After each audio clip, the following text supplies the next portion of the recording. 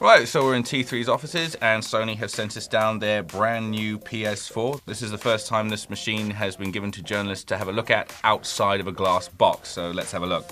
As you can see, it's very, very sleek in its design. It basically looks like the Xbox One in a wind tunnel. If you have a look at the top there, you've got a matte finish over here and a reflective one there, which is a very, very fingerprint sensitive, so I'm not going to touch it too much. At the back, you've got several ports. You've got your HDMI, you've got your optical port, you've got your LAN connector, you've got your AUX port, and you've obviously got a port for the power cable to go in. You've also got a huge series of vents back here, so this probably keeps the machine quite cool. At the front, you've got your USB ports, which are for the recharging of the controller, and your slot for your PS4 games. The controller itself is actually rather different to its predecessor if we put them both together like that. Looking at the side by side, the PS4 controller is a little more chunkier than its predecessor, but its joysticks are a lot smaller and they fit more flush against your thumbs.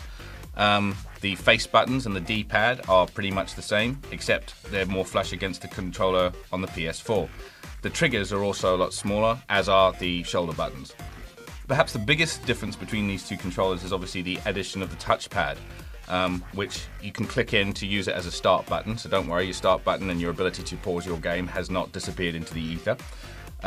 This is also used in conjunction with games. At a demo that we recently saw where you could use the touchpad in conjunction with a camera, that you could use it to flick robots from out of the controller onto the screen in front of you. The controller also has rumble filters inside it, which give you the impression that weight can be displaced inside it. In the same demo where we were flicking robots onto a screen, we could also pull the robots into the controller, and then when you rolled the controller from side to side, the rumble filters displaced the weight, so it actually felt like robots were rolling around inside your controller, which was pretty cool.